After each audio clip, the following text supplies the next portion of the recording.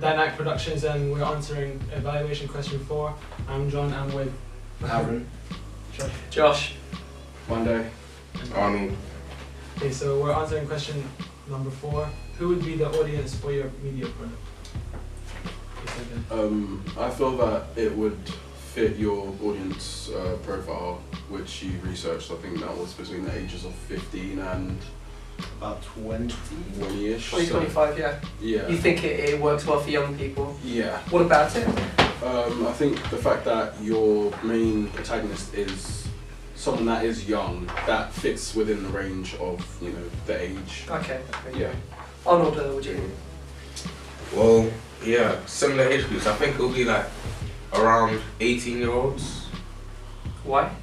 Well, because we only saw one character, but okay. the masked man as well. But okay, I understand what you Okay, mean. but you could only Does identify Jacob one really character. deserve a credit? He's in the. Well, I mean that's up to debate, but like you were saying, the main character. But the main character, he's okay. He looks around 18 years old, so I think if your target audience was around 18, they'll be able to relate. Do you think his fashion sense contributes to a young target audience? Yeah, he is wearing a hoodie and he's wearing, you know, jogging bottoms. But I mean, is Not that really down is that to kids, potentially offensive to younger viewers? To only ever have these young people in like tracksuits? Or do you think that's fine? I think that's fine because, I mean, it was set in London, I am imagining, and that is, you know, something that you always see around London, you know. But that's what I mean. Is it not bad for it to play too much to conventions? No, and I so don't, okay, alright. I don't think so. I think it's a nice representation. Okay, nice. Jack.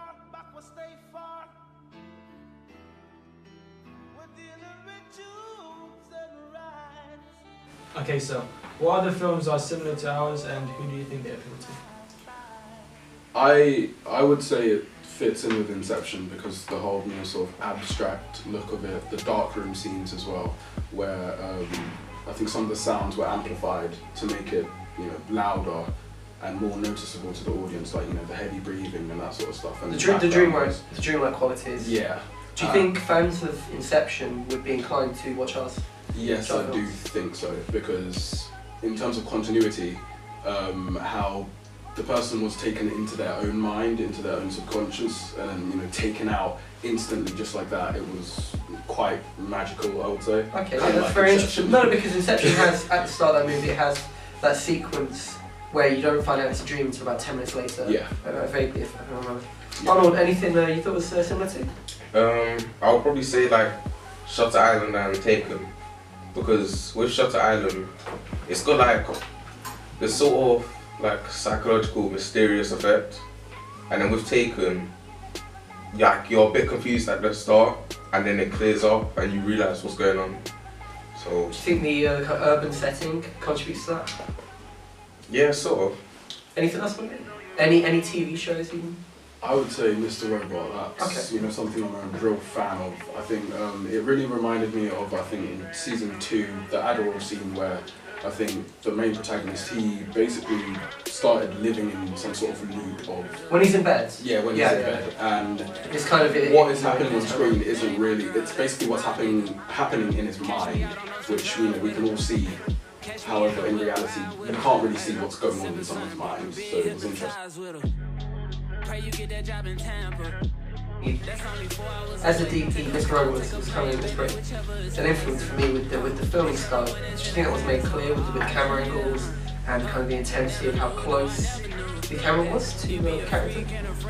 Yes, totally, because I think there was one close-up in the dark room scene where I think it's quite reminiscent to the first season of Mr. Robot, where I think it was set in Times Square, and it was in the final episode. Yeah, final episode, and it was a real close-up of his face, and you could really see his emotion and how scared he was of, you know, what had happened and what he had, you know, created. Yeah, I guess because there's the parent dynamic as well. Yeah. So, and you think what viewers of Mr. Robot might find out interesting? I think the dream aspect, that's what they would find more interesting. There's not that much technology. So across these, it's consistent that kind of dream-related thrillers? Yes. Okay.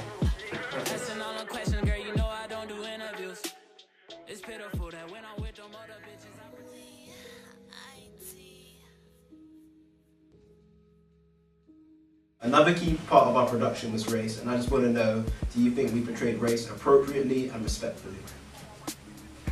Cool.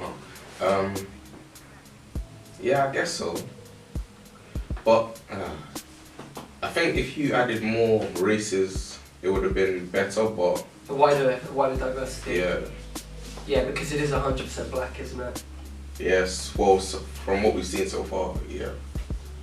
Do you think that it would help to read a wider audience?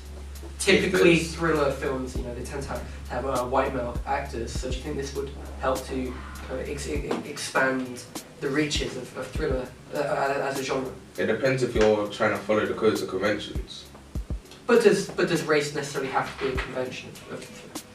Well, it's a typical convention, so Do you think it would allow the film to reach a wider audience than a typical thriller movie? well, yeah. If there's more of a diverse range, then it would attract more audiences. Okay, all right. You, Monday?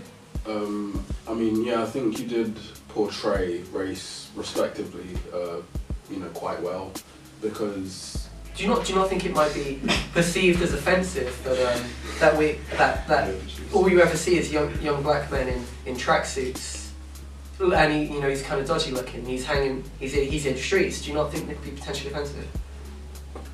I mean, me myself, I don't find that offensive. I mean, being the person who did act in that role, I didn't find that offensive myself. But for those who are watching, I feel what can counter that is the sensitive side of him, and how, let's say, psychological aspect. Yeah, and how he was shown in a sort of weak light. I don't mean to use that word quite loosely, but how he was sweating, he was panting, he was totally panicky, which is nothing that you really do see from a black person in. Okay, yeah, I find this very interesting because a sociologist, Mark Lamont Hill, he's a political commentator who talks a lot about on situations like Michael Brown or Trayvon Martin.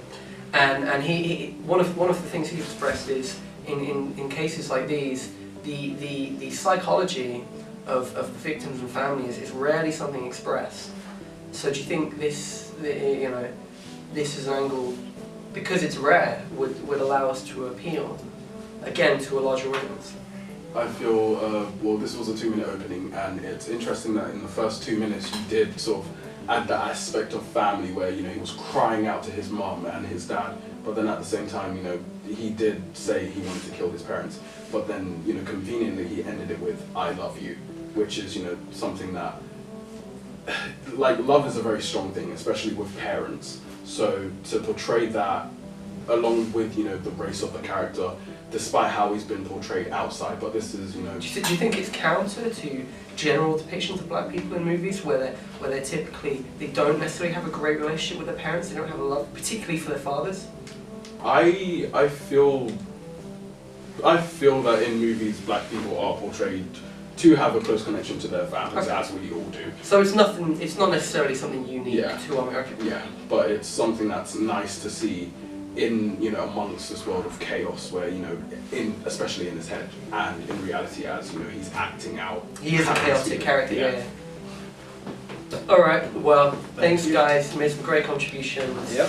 Nice to meet you, Arnold. Thanks, Monday. All right. Wait, Alice, you sort of.